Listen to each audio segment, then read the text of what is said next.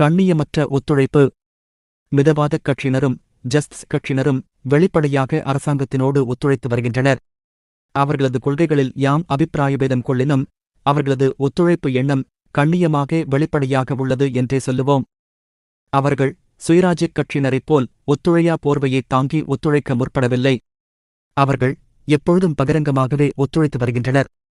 சுயராஜ்யக் கட்சியினர் அப்படி அல்லாது தேச மக்களிடம் பொய்யை கூறி ஓட்டு பெற்று தங்களது பிரதிநிதித்துவத்தை மாறான வழிகளில் காங்கிரசின் கொள்கைகளுக்கே விரோதமாக உபயோகித்து வருகின்றனர். சட்டசபைகளுக்குச் செல்வதனால் ஒத்துழையாமையை இன்னும் தீவிரமாக அங்கு அனுஷ்டிக்க முடியும் என கூறிய இவர்கள் காங்கிரசிற்கே உலைவைத்துவிட்டனர். ஒத்துழையாமை என்னும் பதம் கூட இப்புண்ணிய சீலர்களின் சூழ்ச்சிகளால் மறைந்துவிட்டது.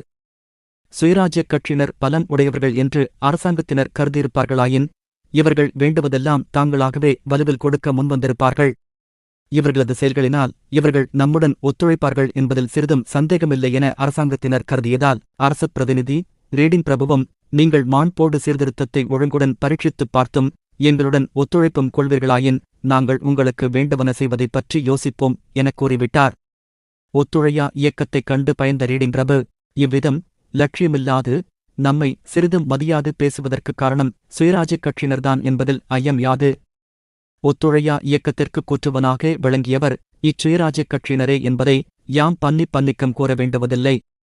சுயராஜ்யக் கட்சியின் மூல புருஷராக விளங்கிய சேமான் பட்டேல் இந்தியா சட்டசபையின் தலைவர் பதவி ஏற்றுக்கொண்டதைப் பற்றியும் பண்டித நேரு, சேமான்கள் அரங்கசாமி ஐயங்கார், கெல்கார் இவர்கள் அரசாங்கத்தாரால் ஏற்படுத்தப்பட்ட கமிட்டிகளில் அங்கம் பெற்றதைப் பற்றியும் முன்னர் எழுதியுள்ளோம்.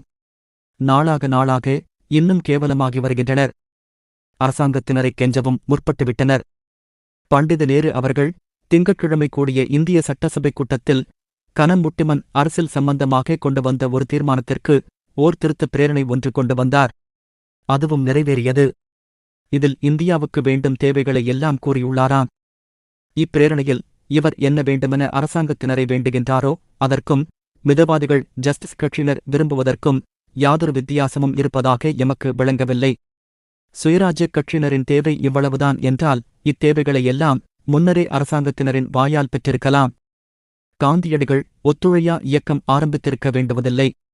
பல தியாகிகள் சிறைக்குச் சென்றிருக்க வேண்டுவதில்லை. வக்கீல்கள் தத்தம் தொழிலை நிறுத்தித் தவிக்க வேண்டுவதில்லை. வாலிபர்கள் பள்ளியை நிறுத்தியிருக்க வேண்டுவதில்லை. இவைகளையெல்லாம் விழலுக்கிரைத்த நீர்போல் ஆக்கிவிட்டனர். காந்தியடிகளை பள்ளத்தில் இறக்கிவிட்டனர். 1921 ஆண்டில் சர் சங்கரன் நாயர் தலைமையின் கீழ் பம்பாயில் கூடிய சர்வகட்சி மகாநாட்டின் பொழுதாவது தங்களது விருப்பம் அரசாங்கத்தாரை அண்டிக் கெஞ்சுவது எனத் தெரிவித்திருப்பார்களாயின் அரசாங்கத்தினர் வேண்டுவன செய்வதாக கூறியிருப்பார்கள். அப்பொழுதெல்லாம் தங்களது எண்ணங்களை மறைத்து மாறுவேடம் தாங்கிய இவர்கள் இப்பொழுது தங்களது உண்மை உருவத்தைக் காண்பித்துவிட்டார்கள். இவர்களால் காந்தியடிகளுக்கு, காங்கிரசிற்கு, தியாகம் செய்த வீரர்களுக்கு ஏற்பட்டுள்ள அவமானத்திற்கு ஓர் அளவில்லை. இவர்கள் இந்தியாவின் விடுதலைக்கே பங்கம் வைத்தவர்கள் என்றுதான் சொல்ல வேண்டும்.